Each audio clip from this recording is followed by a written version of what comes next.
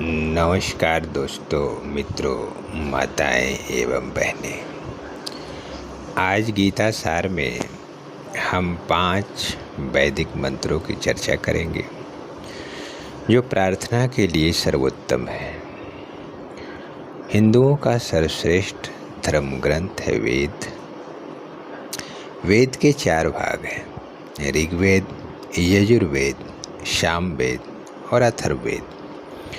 चारों के अंतिम भाग अर्थात ज्ञान तत्व को वेदांत या उपनिषद कहते हैं। उपनिषदों की संख्या लगभग 1000 बताई गई है। उनमें से 108 महत्वपूर्ण है। इन उपनिषदों का सार या निचोड़ है भगवान श्री कृष्ण द्वारा कही गई गीता। भगवान श्री कृष्ण श्रीमद् भगवद गीता में कहते हैं कि प्रथमे न जीर्ता विद्या, द्वितीये न जीर्ता धनम, तृतीये न जीर्ता कीर्ति, चतुर्थे की करिष्यति। अर्थात जिसने प्रथम अर्थात ब्रह्मचर्य आश्रम में विद्या अर्जित नहीं की, द्वितीय अर्थात गृहस्थ आश्रम में धन अर्जित नहीं किया, तृतीय अर्थात वानप्रस्थ आश्रम में कीर्ति अर्जित नहीं की, वह चतुर्थ अर्थात संन्यास आश्रम में क्या करेगा।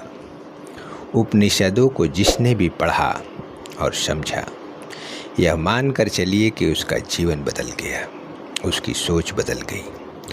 उपनिषदों से ऊपर कुछ भी नहीं। दुनिया का संपूर्ण दर्शन, विज्ञान और धर्म उपनिषदों में समाया हुआ है।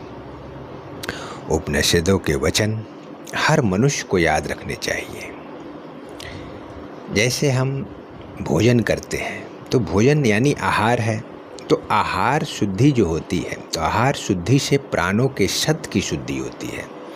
अतः आहार केवल मात्र वही नहीं जो मुख से लिया जाए।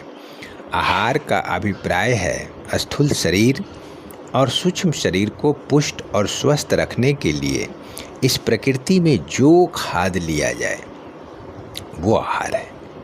जैसे हम कान के लिए आहार है शब्द या ध्वनि, त्वचा के लिए आहार है स्पर्श, नेत्रों के लिए आहार है दृश्य या रूप जगत, नाक के लिए आहार है गंध और सुगंध, जिह्वा के लिए आहार है अन्न और रस, मन के लिए आहार है उत्तम विचार और ध्यान। अतः ज्ञानेंद्रियों के जो 5 दोष हैं जिनसे चेतना में विकार पैदा होता है, उनसे बचें। 5 वैदिक मंत्रों की चर्चा की गई है जो प्रार्थना के लिए सर्वोत्तम है, जिनमें पहला मंत्र है ओम पूर्णमदं पूर्णमिदं पूर्णात् पूर्णमुदच्यते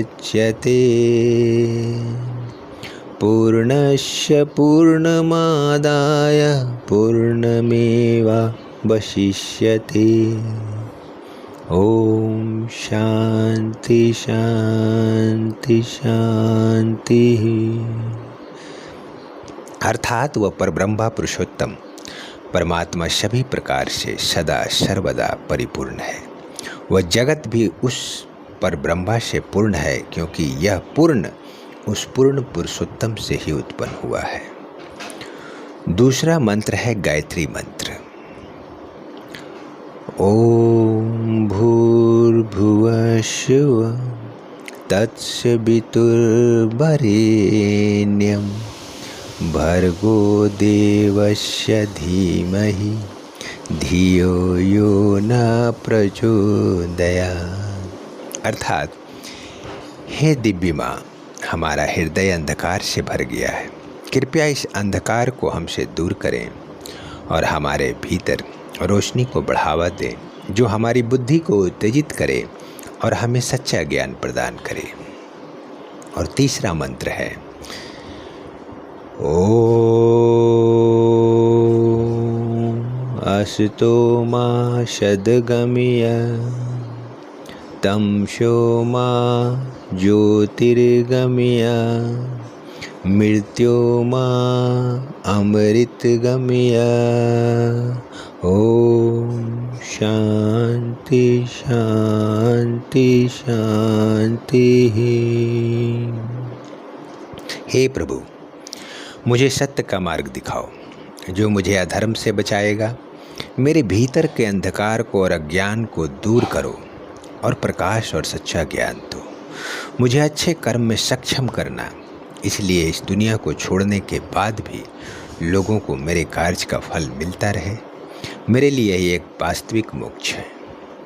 और चौथा मंत्र है ओम सर्वेषां स्वस्तिर्भवतु, सर्वेषां शान्तिर्भवतु, सर्वेषां पूर्णं भवतु, सर्वेषां मङ्गलं भवतु, सर्वे भवन्तु सुखिनः, सर्वे सन्तु निरामयाः, सर्वभद्राणि पश्यन्तु मा कश्चित् दुःखभाग् भवेत्। अर्थात सबको खुशी मिले, सबको शांति मिले, सभी में पूर्णता हो, सबको सफलता मिले, सब सुखी हों, सब स्वस्थ हों, सब शुभ को पहचान सके, कोई प्राणी दुखी न हो। और अंतिम और पांचवा मंत्र है महामृत्युंजय मंत्र। ओम त्र्यंबकं यजामहे सुगंधिं पुष्टिवर्धनम्, उर्वारुकमिव बन्धनात् मृत्युर्मोक्षयमामृतात्। संस्कृत में महामृत्युंजय उस व्यक्ति को कहते हैं जो मृत्यु को जीतने वाला हो। यह मंत्र जीवन देने वाला है। इससे जीवन शांति तो बढ़ती ही है, साथ ही साथ पॉजिटिव एनर्जी क्रिएट होती है। और रोज की पूजा के लिए जो अंतिम प्रार्थना है, गुरुर्ब्रह्मा गुरुर्विष्णु गुरुर्देवो महेश्वरा, गुरुर्साक्षात् परब्रह्म तस्मै श्री गुरुवे नमः। अर्थात गुरु को ब्रह्मा कहा गया है क्योंकि वह शिष्य को सद्गुण और ज्ञान देते हैं।